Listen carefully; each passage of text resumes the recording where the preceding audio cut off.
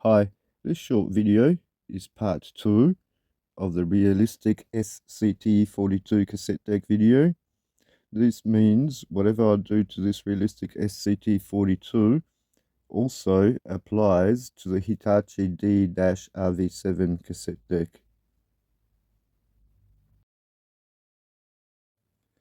And I'm going to begin here with some toothpicks. Before I take the deck apart, I'm going to try to remove some of that belt on the main motor. I might actually turn on the motor and use the motor itself on the brass pulley to clean it up. Like that. There's quite a lot of that belt still left on there. And it's quite liquid, it's all over the place, so I might go back to the alcohol soaked.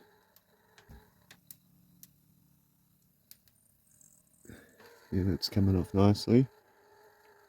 I'll keep on going with the other bud.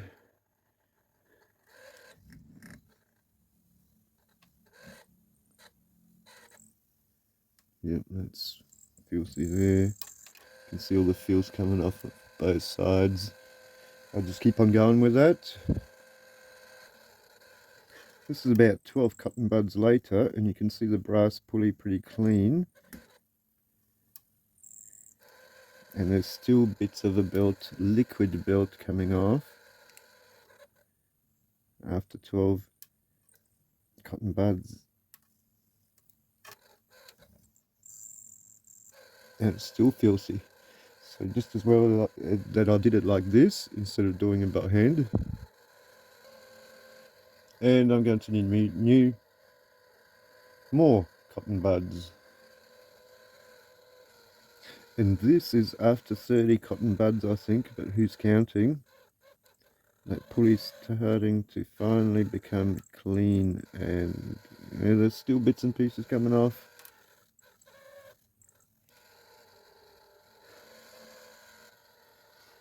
And that's over 32 cotton buds now. And that would take a while by hand to clean all that liquid belt off by hand. That's coming off pretty clean now.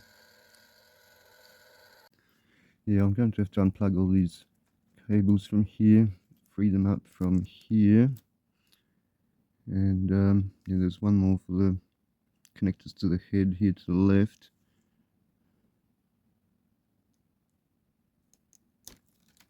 It's 1, 2, move them out of the way. And this one. Yeah, it's better. And these two I'll have to unplug later as well as this one here. This one seems to be coming from the mechanism as well. This time I have taken out the cassette door before I attempt to remove the fascia, and I've removed the screws earlier, including this earthing strap that's here in the corner under one of the bolts there. And that's almost ready to come out, except for these record level sliders. I don't know how they come out. Obviously I don't want to break it, so I might take off the bottom as well and have a look from the other side what's going on with them sliders. And yeah, even with that cover off, I can't see anything around the sliders still. What I might do is go for that screw there down the bottom there, as well as the other one on this side, just there in the middle of the picture, as well as unplug this plug and see if it will come out without removing the fascia. Let's unplug this ribbon cable as well.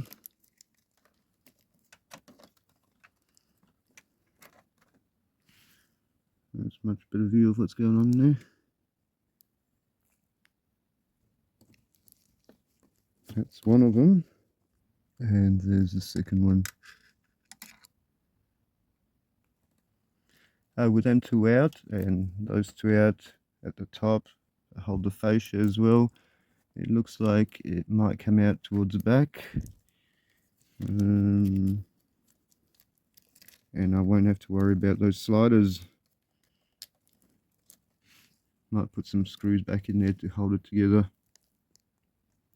I think this will come out pretty easily. I'll still have to unplug this, as well as these two. One for the raise head, it says there, and the play record head. The wires have to be unplugged as well. I'll go there later. And this one. And this one. Okay. So let's see if it's going to come out. I'm just going to pull through the cables from the recording heads and the playback head, as well as the raise head. Pull them through and see if that comes out.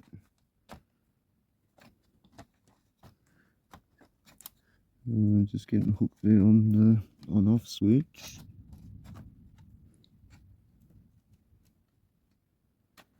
Okay. And that green cable here, that went under the chassis, under the mechanism. So some sort of ground wire from the transformer. So now there should be nothing in the way.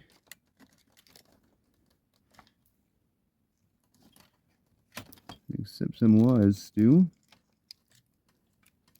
Here. And here. Getting hooked on something there.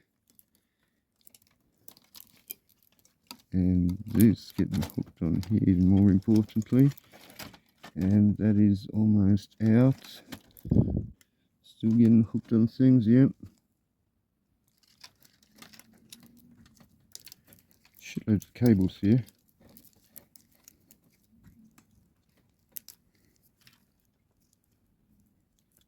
Yep, that's out. And just pull the cables through. So that's okay. I won't have to risk removing those slider knobs. That came out okay. And this is why I wanted to remove the whole mechanism, simply because all those cables and wires in the way. There's not much you can do around those cables everywhere. Here's an indication of what happened to the belt. And it's in semi-solid, semi-liquid state. I don't know if there's a special name for that state, but that's what it is. I'm going to have a go at removing most of that old belt first, I think. And this is going to be messy.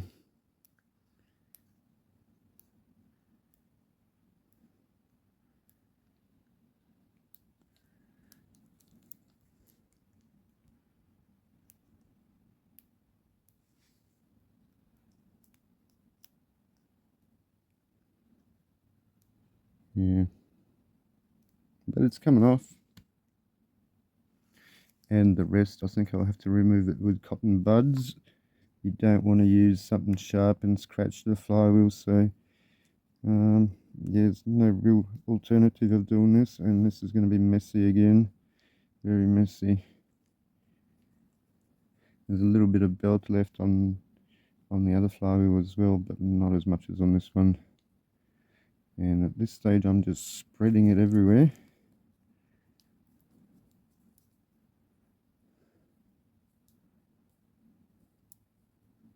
Yeah, and that's looking a lot cleaner than what I've begun with. There's still got to do it to this one, and I think it's just that small piece there. Yep.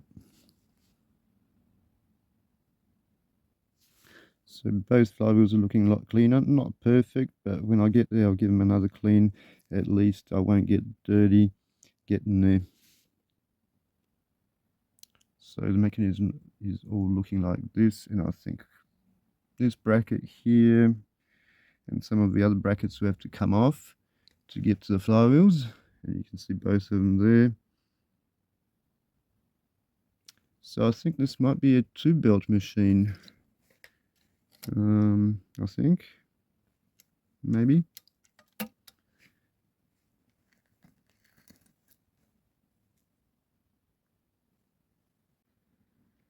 I've given the heads another clean, and the pinch rollers I've given a nice clean.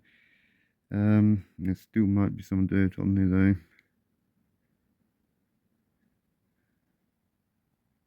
And I'll stand corrected, this is not some sort of earthing strap, but it's a shield that's on the bottom of that board, shielding those chips and those other components on that board. And I was getting concerned that it comes in close contact to the underside of this board there, and it might short some things out. But if I check it for conductivity on the back of that aluminium, it's non-conductive. It must have a plastic layer on it on that side there, because I think on this side it does conduct. Yes, on this side it's conductive, but on this side, on the underside, it's not conductive. So that's a worry off my head now. And when I remove the backing plate from the cassette well, it becomes apparent where the third belt is, and that's that little short one here, and the counter belt on the front. So yeah, 3-belt mechanism.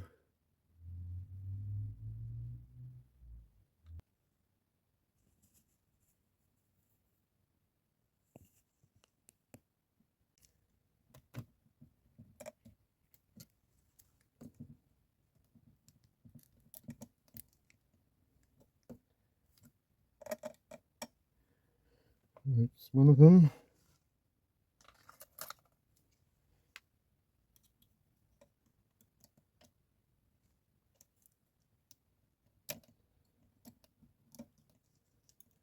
This is the second one, and the third one's completely perished.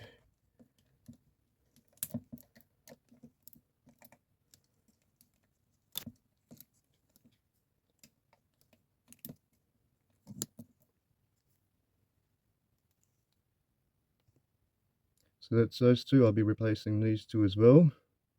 They're no longer very flexible. They assume the shape they were in for the last 30 something years, 40 something years.